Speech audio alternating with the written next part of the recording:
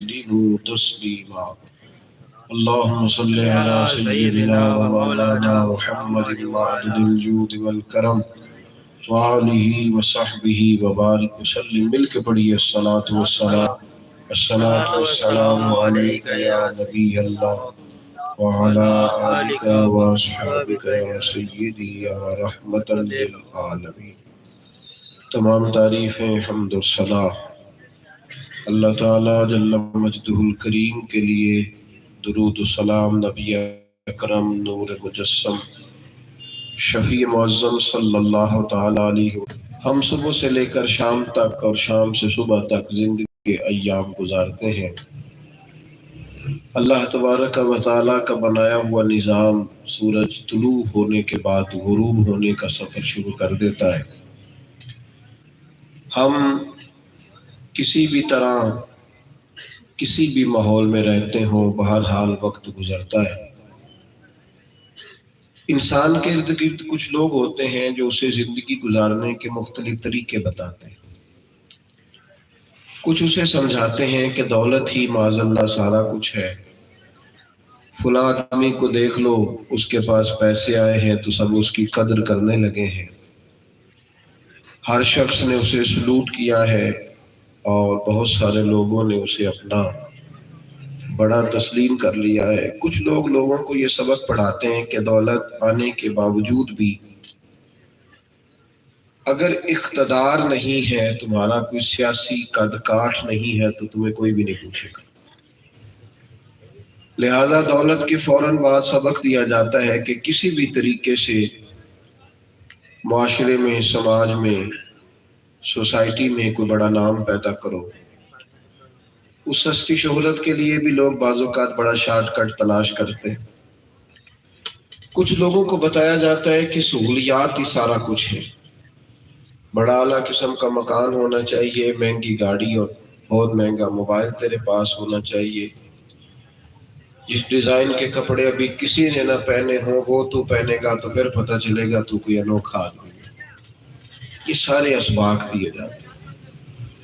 کچھ لوگ لوگوں کو کہتے ہیں چھوڑ یار، تو حقوق کی بات کرتا ہے، یہاں جس کی لاٹھی اس کی بھینس ہے، تو مزے سے زندگی گزار، سارا کچھ ہوتا رہے گا.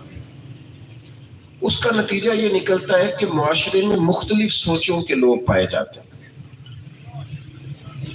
ہمارا جب لوگوں کے ساتھ آمنا سامنا اور مل بیٹھنا ہوتا ہے تو بڑی بڑی انوکھی سوچیں معاشرے میں جنم لینے لگی ہیں. مادہ پرستی کا پورا عروج بھی ہے، اور کچھ بالکل حقوق کو چھوڑ کر گلوں کے اندر بڑے بڑے ٹال پہن کر کسی مزار اور دربار پر بیٹھ گئے اور معاذ اللہ انہوں نے حقوق سے ویسے ہی کنارہ کشی اختیار کر لی. مختلف سوچیں، مختلف لوگ. کوئی بہت جدت کی بات کرتے ہیں جو اپنے قدیم رسم و رواج سے جڑنے کی بات کرتے ہیں. انسان نے جینا تو ہے نا، زندگی تو گزارنی ہے نا. ادھر جائے ادھر جائے، اس کے ساتھ چلے، اس کی بات سنے، کیا کرے. اللہ کریم نے رستہ آسان کر دیا. فرمایا تم اگر ڈھب سے جینا چاہتے ہو، سلیقے سے جینا چاہتے ہو، سکون سے جینا چاہتے ہو اور ایک کامیاب زندگی گزارنا چاہتے ہو تو ادھر ادھر سب جگہ دیکھنے کی ضرورت ہی نہیں. ہمارے لیے ہمارے مالک نے آسان رستہ ہمیں دیا. فرمایا لقد کان لکم فی رسول اللہ اسوۃ حسنہ. تمہارے لیے نبی پاک علیہ السلام کی زندگی میں بہترین نمونہ ہے، بہترین نمونہ. تم کس طرح کامیاب زندگی گزار سکتے ہو، کس طرح سکون کے ساتھ جی سکتے ہو، کس طرح اپنے ذمے ساری ذمہ داریاں پوری کر سکتے ہو، اپنی صلاحیتوں کو کس طرح بروئے کار لا سکتے ہو. تو میرے عزیزو ایک ہی طریقہ ہے کہ نبی پاک کی زندگی کو اپنایا جائے. اب ہمارے ہاں یہ ہوتا ہے کہ کوئی ایسی کلاسز ہی نہیں ہے جو باقاعدہ ہمیں سیرت سکھائے. ہمارے مزاج میں بھی اس قدر زیادہ طلب نہیں ہے کہ ہم سیرت کی کتب کو لیں اور نبی پاک علیہ السلام کے بتائے ہوئے رستے پر چلنے کی کوشش کریں. حضور علیہ السلام کی زندگی کو پورے طور پر اپنائے. ہمارے ہاں جب سنت شریعت کی بات کی جاتی ہے تو 3 4 5 چیزیں. آپ کی توجہ موبائلوں پہ زیادہ ہے کہ میری بات پہ زیادہ ہے؟ اللہ تعالیٰ آپ کو سلامت رکھے. اے موبائل تو اڑ کوڑی رہنے گے تو بس میں ٹر جانا نہیں. تو اللہ تعالیٰ آپ کو خوش رکھے. 2-4 دوست ویڈیو بنا لیں، باقیوں کو دے دیں، سارے اسی کام لگ جائیں گے تو پھر اصل کام رہ جائے گا. آپ میری بات پر غور کریں. ہمارے ہاں کیا بتایا گیا کہ 4-5 چیزیں سنت ہے. مثلاً کیا؟ داڑھی رکھنا سنت ہے، پگڑی باندھنا سنت ہے، اور سفید لباس پہننا سنت ہے، اور مسواک کرنا سنت ہے، اور میٹھا کھانا سنت ہے. بڑی عظیم سنت ہے. آپ دیکھیں داڑھی کتنی عظیم سنت ہے.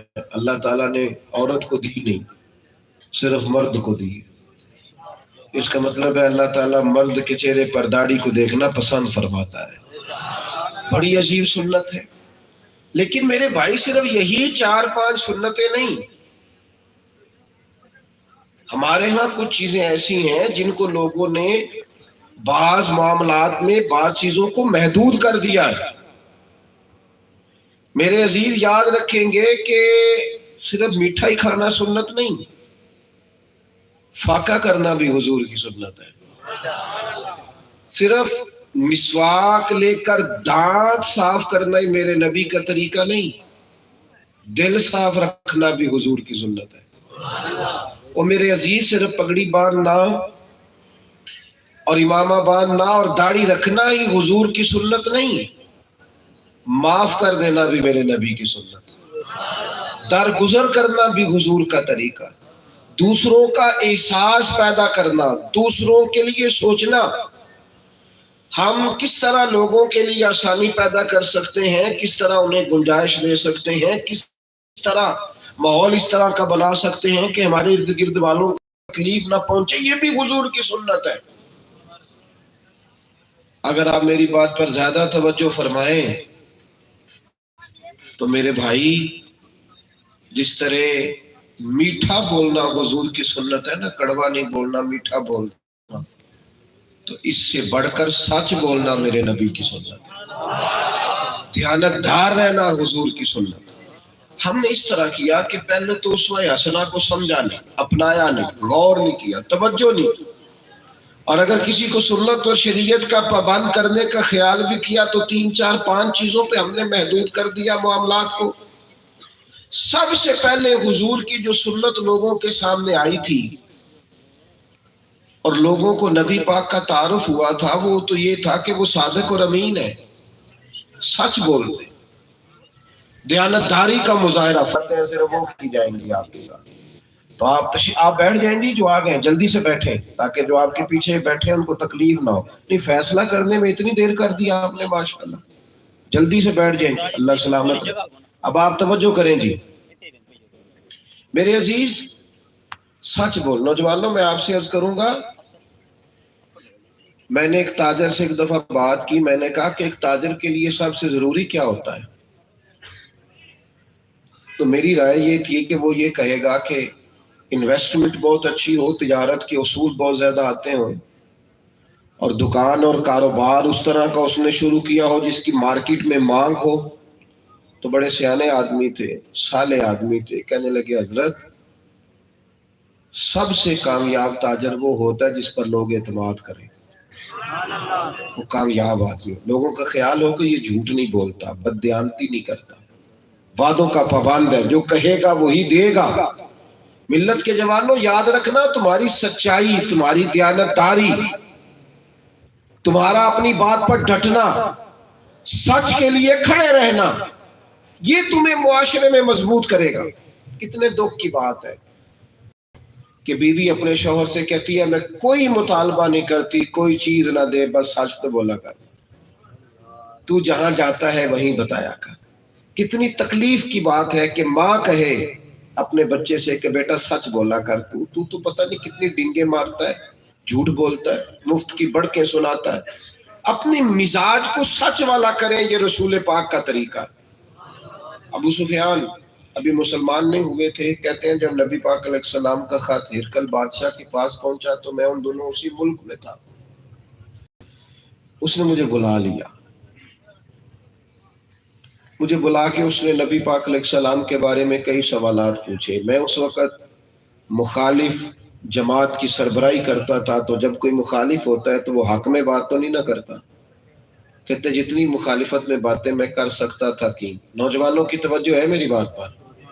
چلے میں ایک دعا مانگنے لگا ہوں، آپ نے آمین کہنی ہے۔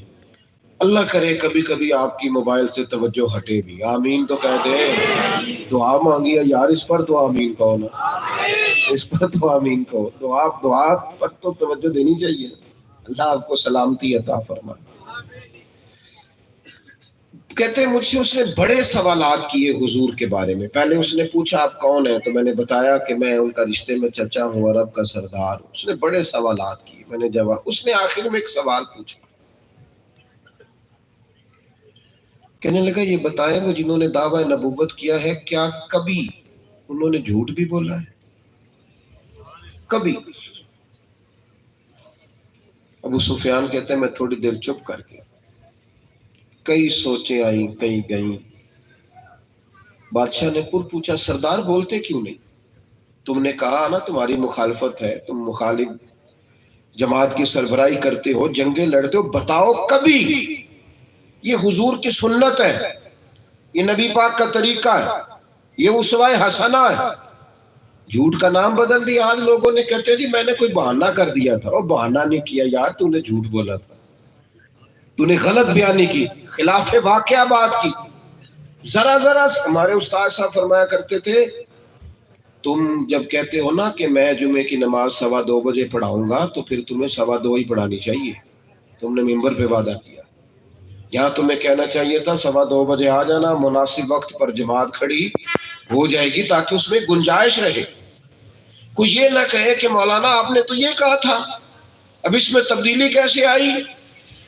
اپنی زندگی میں آپ سچ بولیں تاکہ اعتماد کیا جائے، آپ بھروسہ کیا جائے۔ یہ حضور کا طریقہ ہے۔ تھوڑی باتیں کر لیں، تھوڑے دعوے کر لیں، ایک آدھ کام کر لیں زندگی میں، بہت زیادہ چیزوں کو حاوی نہ کریں، پر جو کریں وہ صحیح کر کے کریں، جو کریں اس میں آپ سچے ہوں، دیانت دار ہوں۔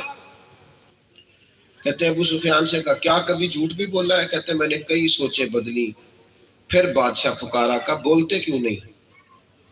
جناب ابو سفیان ابھی مسلمان نہیں ہوئے تھے۔ کہتے میں نے چھڑی اٹھا کے دوبارہ زمین پہ رکھی اور میں نے کہا بادشاہ سن، رشتے میں میرے بھتیجے ہیں، میری آنکھوں کے سامنے وہ پیدا ہوئے، میں نے ماں کی گود میں بھی دیکھا، دادا کے کندھوں پہ بھی دیکھا، چچا کے گھر بھی دیکھا، جناب ختیجہ کا دولہا بنے بھی دیکھا، ان کی بیٹیاں چاروں ان کی گود میں کھیلتی بھی دیکھیں، میری آنکھوں کے سامنے ان کے مقدس بال سفید ہوئے۔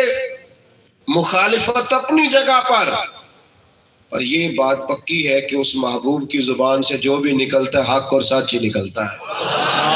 اسیر دشمن کی چاہوں میں بھی، وہ مخالفوں کی نگاہوں میں بھی، امی ہے، صادق ہے، معتبر ہے، میرا پیغمبر عظیم تر ہے، میرا پیغمبر عظیم تر ہے۔ حضور علیہ السلام کی زبان نور سے کبھی جھوٹ نکلا؟ کہتے سناٹا چھا گیا میری بات پر، خاموشی طاری ہو گئی، دیر تک خاموشی رہی۔ بادشاہ نے چادر اٹھائی اور چلنے لگا، تو میں نے کہا بادشاہ آپ نے اتنے سوالات کیے، میں نے اتنے جواب دیے، رزلٹ بھی تو اناؤنس کرو، نتیجہ کیا نکلا؟ کیا نتیجہ نکلا اس ساری بات کا؟ تو کہتے ہیں بادشاہ کہنے لگا سردار نتیجہ تو نکلا ہے۔ کہا کیا نکلا؟ کہنے لگا جس بندے نے کبھی بندوں سے جھوٹ نہیں بولا، وہ بھلا یہ والا جھوٹ کیوں بولے گا کہ میں اللہ کا رسول بن کے آیا ہوں؟ بندوں سے کبھی جھوٹ نہیں بولا۔ نوجوانوں سچی بات، دیانت دار، یہ حضور کا طریقہ نور۔